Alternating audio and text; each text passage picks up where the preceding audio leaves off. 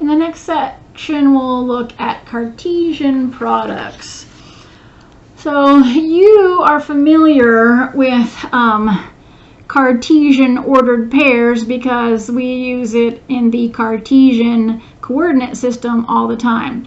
So an ordered pair of items is written in parentheses with the first pair, comma, the second pair. So imagine you were looking in a Cartesian plane and you wanted to give the location of a point. You put, -3, 1 for this point. And they're ordered. We always go in the x coordinate is first and the y coordinate is second. The order of the pairs is very important. -3, 1 and 1, -3 are two completely different points. So the order is very important in these. So one thing to notice is when we use parentheses, order is important. Whereas when we use sets and the order isn't important, we'll have those curly brackets. So whenever you see the curly braces, order is not important. When you see just parentheses, order is very important. Okay, so here, if I look at the ordered pair 2, 3, that's completely different than the ordered pair 3, 2. Okay, for two ordered pairs to be the same, the first entry has to match the first entry, and the second entry has to match the second entry. They don't, so these are not the same ordered pair. Sets, completely different story. Sets are unordered. So the set containing 2 and 3 is exactly the same as the set containing 3, 2. Order is not important in sets. Okay, so we can define something called the Cartesian product on two sets denoted A, and then we usually call this cross B, so A cross B. It's defined as all of the ordered pairs A comma B, where the first entry in our ordered pair comes from the set A, and the second entry in the ordered pair comes from our set B. Okay, so it's all ordered pairs A, B, where A is from the first set and B is from the second set. So let's look at some different examples of this. So we have a set A, B. It contains two elements, A and B. And then the set B contains three elements. The empty set, the set containing B, and just the letter C. So if I wanted to do A cross B, or the Cartesian product of A and B, okay, it's going to be a set of ordered pairs. So I'm going to have a set, and every element of my set will be an ordered pair. So my ordered pairs will be so that A, the first entry in my set will be from the first set, which in this case is A. So the first entry could be A, or the first entry could be B. Those are the only options. And then the second set, the second element entry in my ordered pair is from the second set. So the second entry could be the empty set, it could be the set containing B, or it could be the letter.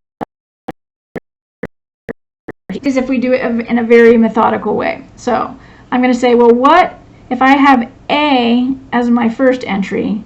What are all the possible second entries? Well, I could have A with the second entry being the empty set. That could be an ordered pair. I could have A with the second entry being the set containing B. That is another ordered pair in which the first element is A. Or I could have the first entry A and the second C. So these are all the possible ordered pairs that have A as the first entry. Okay, so I've exhausted every ordered pair with A as the first entry, but that's not the only element in A, okay? B is also an element in A. So we have to, like, every single possibility from the set A has to be one of the first entries. So, well, what could the second entry be? Well, it has to be all the different things from set B. So I could have B with the empty set. I could have B with the set containing B. And I could have B with C. So one thing to note here is I've got a set, and every single element of the set is an ordered pair. Ordered pair, ordered pair, ordered pair, ordered pair, ordered pair, ordered pair. This is a set of ordered pairs.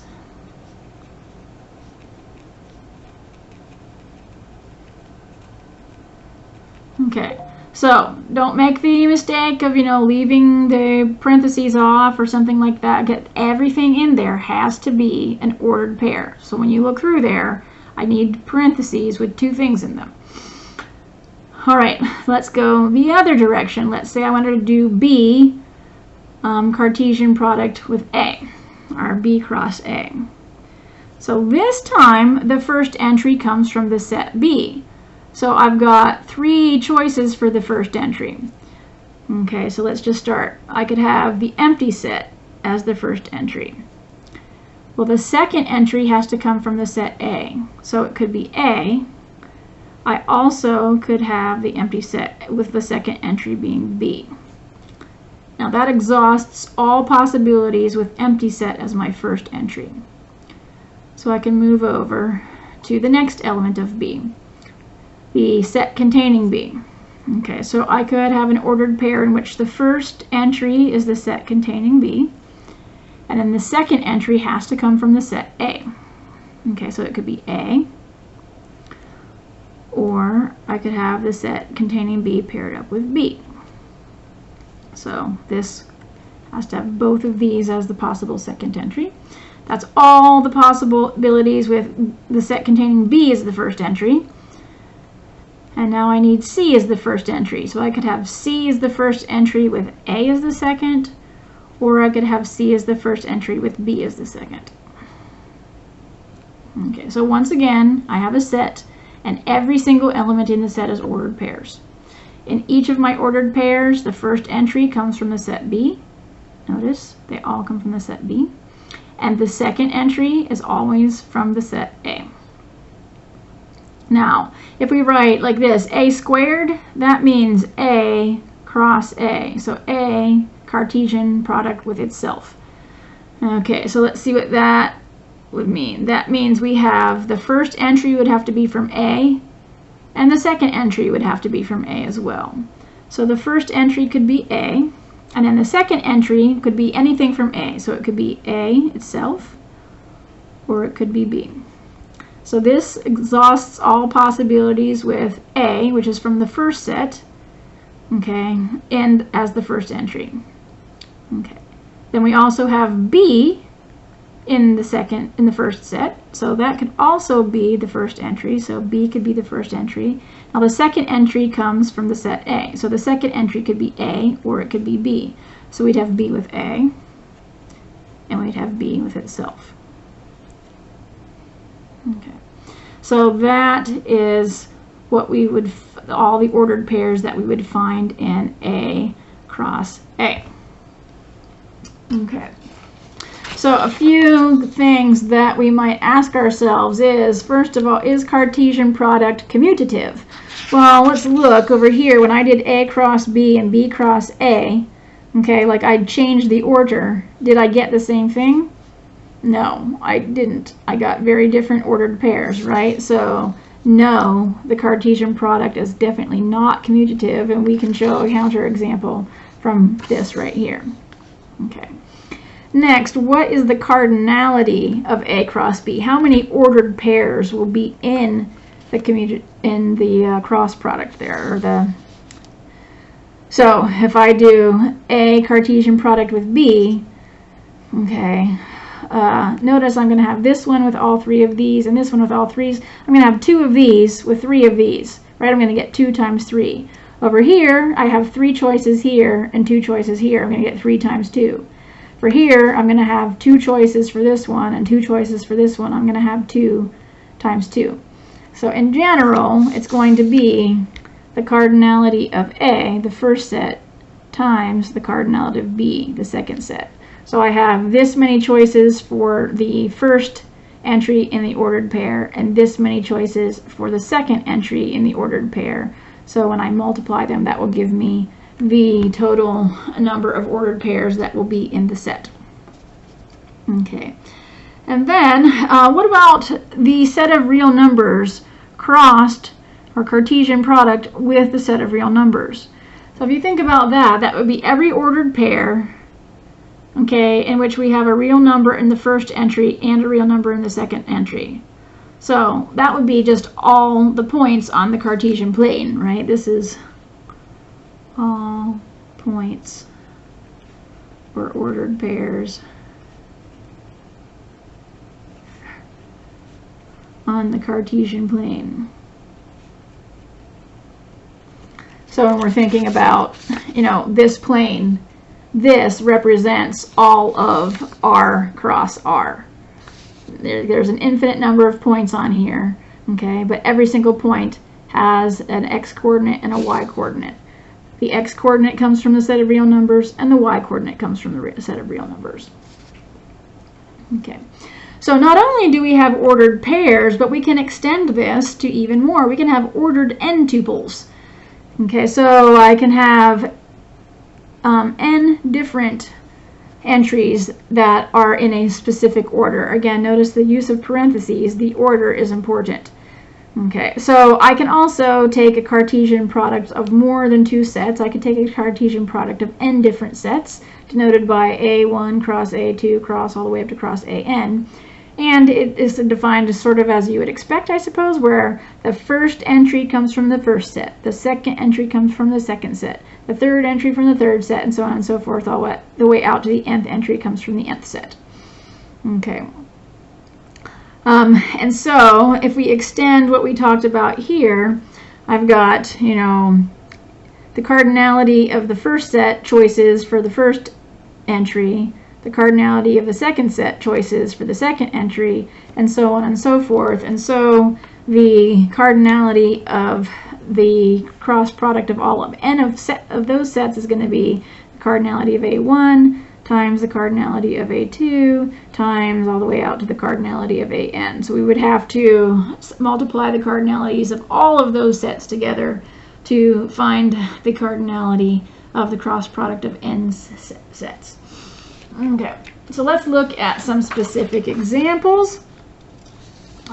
Maybe before we do that, one thing, an easier way to write this, if you want to, you know, fancy mathematical notations, we could do that. This is the product from I equals 1 to n of the cardinality of A sub I. So if you want to write that out the short way and look very mathematically sophisticated, that would be a good way to write that. Okay, on to some examples. So let's say we have three sets. A has ABC, B has 0, 1, and C has XY. And we want to find all of these different ones. So let's look at A cross B cross C. Okay. So I'm going to get ordered triples. So ordered triples where the first entry has to come from A, the second entry has to come from B, and the third entry has to come from C. Okay, and so you just need to figure out a way to go very methodically through this. And one thing maybe that we should just keep in mind is, like, if we want to check ourselves, let's figure out what's the cardinality of A cross B cross C going to be, so when we get done, that can be a good check. Okay, well, the cardinality of A, it's got 3. The cardinality of B, it's got 2. And the cardinality of C, it's got 2. So we're expecting 12 ordered triples. If we don't get 12 ordered triples, we know we've gotten something wrong. So that's always a good, like, think about what the cardinality should be, and then you can check it. Okay, and so we're going to start out with a set. All right, we want A as the first element. Okay, the first entry has to come from A. So let's start with A as the first entry. Okay, and then we've got to have the second that comes from the set B. So let's go ahead and go with the 0 from there. And then the third entry has to come from C. So we'll just go ahead and go with this one. Okay, so we've done first, first, and first. All right, so from there, we can say, all right, well, I've done first and first. Let's exhaust all of C before we move on to anything else. So let's go with the first from A and the first from B. But, okay, we already did X from C. Let's go on to Y. Okay, and so now I've exhausted all possibilities where the first entry is the first element of A and the second entry is the first element of B. Okay, so then we can move on. All right, so I've done the first and the first, but I've never tried the first and the second. So let's do A with 1. So if I did the first and the second, well, now I have two options as the third. I could use X there, or I could do the first and the second with the Y.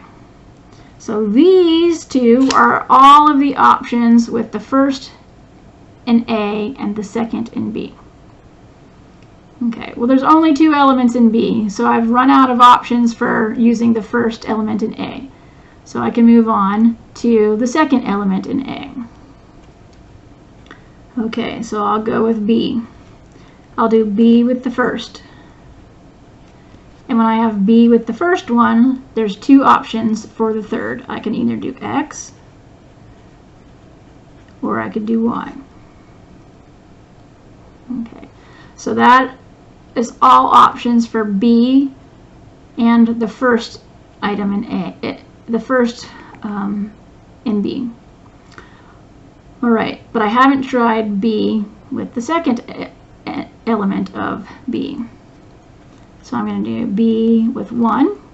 And when I have B and 1, the third element could be X or it could be Y. So I could do B1 with X and I could do B1 with Y.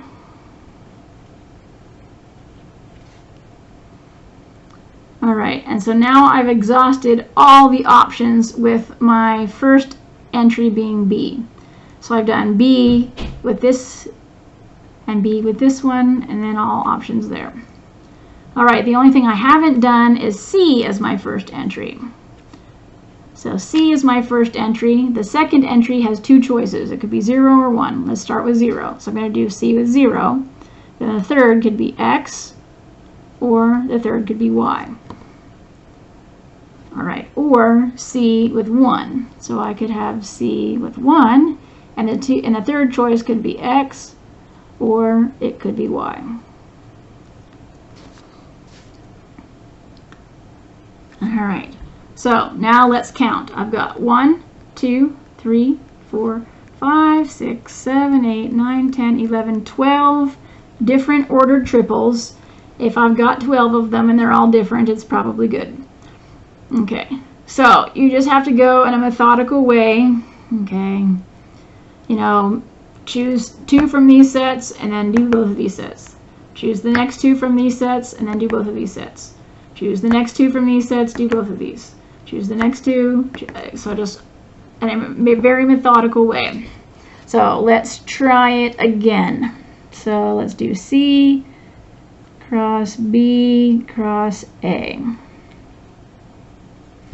This time let's sort of organize it. Maybe, okay, let's look at what are the different possibilities for choosing the first 2 from C and B. So for choosing the first 2 from C and B, I've got X and then 0. And I'll leave room for that. And then I've got X and 1. And I'll leave room for that. Okay, and then I've got Y and 0. And I'll leave room for a third. And I've got Y and 1. And I'll leave room for a third. Okay, so these are all the possibilities that I have for my first. I could have X with 0. I could have X with 1. I could have Y with 0. I could have Y with 1. Okay, so let's say I chose X with 0. Okay, well then there's a few different options. In the third spot I could have A, but I could also have B, and I could also have C. Let's say instead I did X and 1. Well, what could I have as my third spot? Well, I could have A, or I could have B, or I could have C. Let's say I did Y0. You see the pattern. I could have A there, I could have B there, or I could have C there. Let's say I did Y in 1. Well, then I could have A, or I could have B, or I could have C.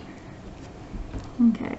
So once again, we're expecting to get 12, and we have 1, 2, 3, 4, 5, 6, 7, 8, 9, 10, 11, 12. Good. So if it helps you to organize them this way, if you can't keep track of them, I mean, I kind of like to do them this way because it helps me keep track of, okay, I'm going to choose the first two and then exhaust the possibilities for the third coordinate. All right, so let's try b cubed as well. So remember that this b cubed means b cross b cross b. Okay, so b has 2, so we're expecting the cardinality of b cubed to be 2 times 2 times 2, or 8. So when we get done, let's check it and make sure it's 8. Okay, so the first entry has to come from the set B, and the second entry has to come from the set B. So I could have 0 with a 0 and leave room for the third coordinate. I could have 0 with a 1, leave room for the third coordinate. And then I could have 1 with a 0, leave room for the third coordinate. Or I could have 1 with a 1, leave room for the third coordinate. Okay.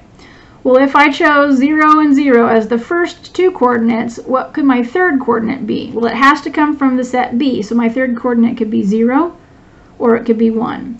So I could have a 0 here, or I could have a 1 here.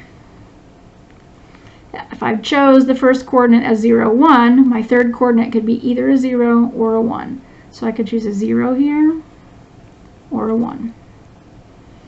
And the pattern goes on. If 1, 0 are my first two coordinates, I could have 0 in the third coordinate, or I could have 1 as the third coordinate. If 1, 1 are my first two coordinates, I could have 0 as the third coordinate, or I could have 1 as the third coordinate. And I've got 1, 2, 3, 4, 5, 6, 7, 8 ordered triples, which is exactly what I expected, so I probably did it right.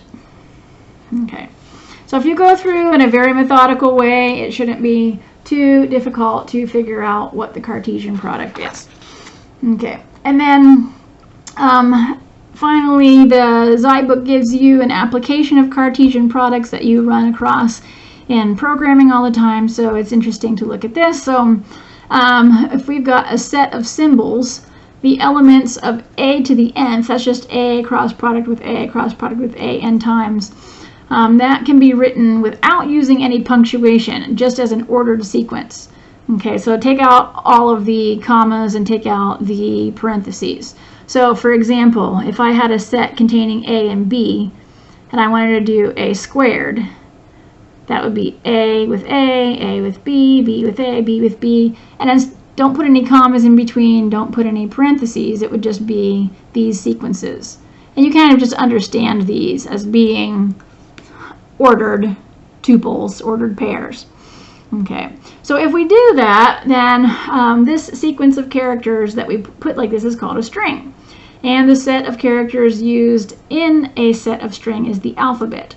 Okay, so we could have a small alphabet like this, or we could have the English alphabet like A through Z, as well as capital A through Z, that kind of thing. And then you get all these different strings that are really just ordered tuples that are from the alphabet. Okay, and then the length of that string would be the number of characters in the string.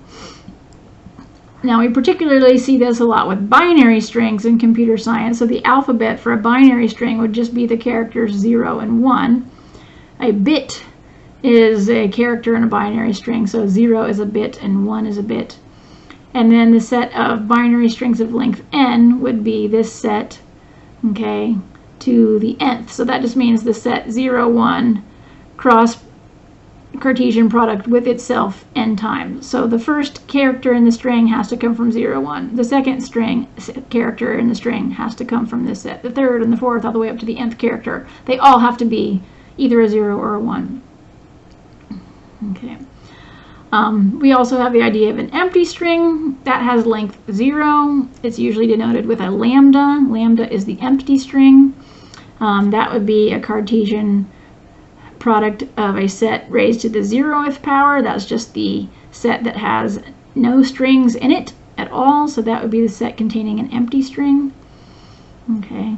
And there's also an idea when we're working with strings of the idea of concatenation. So you've probably seen this in a programming language where if you take, you can do operations on strings, and you can take one string and another string and put them together and to make a longer string from the alphabet by just putting, taking S and following it by T. So if I had 1-bit string 0, 1, 0, 0, and I concatenated it with the string 1, 0, 0, 1, then I would just take and I would put 0, 1, 0, 0 first, and then I would put 1, 0, 0, 1. So I just take these both and basically just kind of glue them together, right? This one first, that one first. So this would be like a string of length 4, a string of length 4, but when I concatenate them, I get a string of length 8. Okay.